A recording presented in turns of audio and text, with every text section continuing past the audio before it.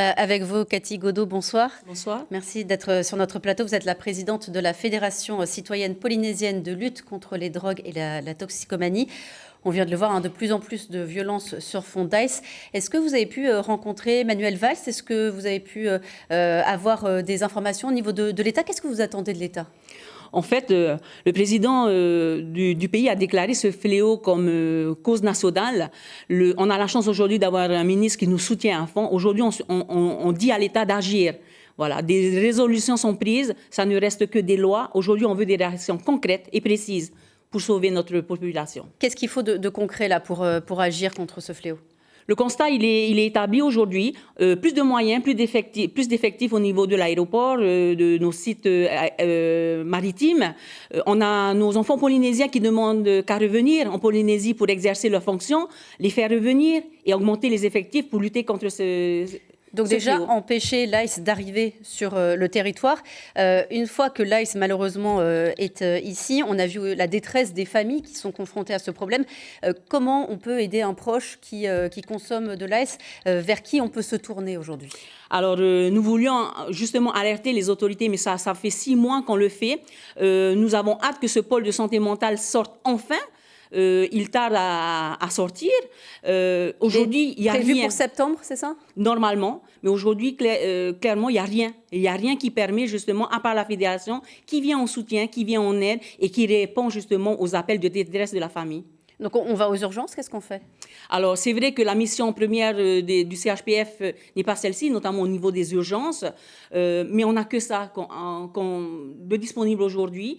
On fait avec les moyens que l'on a et effectivement c'est un appel qu'on lance à l'État parce que c'est de sa compétence, la santé et notamment la sécurité publique de la population, de notre population. Donc c'est un appel à l'État pour mettre en place justement un centre dédié à ces addictions. Avec des soignants mieux formés, spécifiquement formés pour gérer ces cas d'addiction à la méthamphétamine? Effectivement, parce que lors de nos interventions, nous nous sommes aperçus effectivement que le personnel n'est peut-être pas forcément formé pour ce genre de patients. Donc, renforcer les effectifs à ce niveau-là, nous mettre en place la cellule que le ministre de la Santé nous a promis depuis des mois pour accueillir ces patients en détresse. Quand on a réussi à sauver des personnes à l'instant T, comme vous le faites, comme les familles le font parfois, comment on peut aider les addicts à l'ICE sur le long terme pour pas qu'elles replongent? Alors, merci pour votre question, parce qu'on a un programme qui est sorti de terre avec notre jeune Stanley Payet, qui aujourd'hui peine à se mettre en place. Donc, on en appelle justement à l'État pour le soutenir, parce que ce programme peut permettre justement d'assurer le suivi après le traitement au niveau des urgences. Quand on parle de l'ICE, souvent on parle de Tahiti. Est-ce que ce problème, il est déjà arrivé dans les îles? Est-ce qu'il est présent dans les autres archipels? Alors malheureusement, j'ai envie de vous dire que, hélas, c'est arrivé dans tous nos archipels. Tous nos archipels sont gangrénés.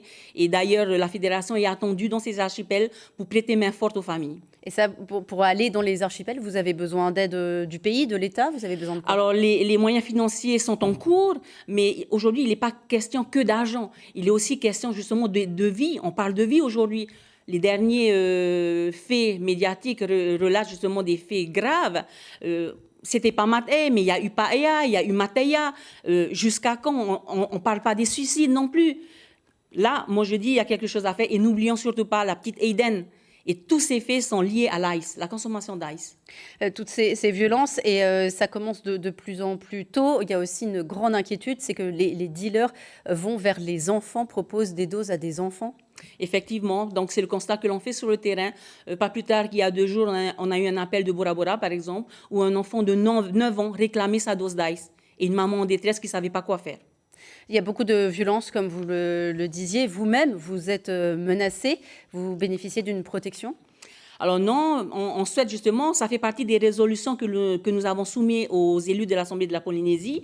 Donc cette protection justement des personnes comme ceux qui œuvrent pour la Fédération, pour nous protéger lorsqu'on intervient sur le terrain. Merci beaucoup Cathy Godot d'être venue sur notre plateau ce soir.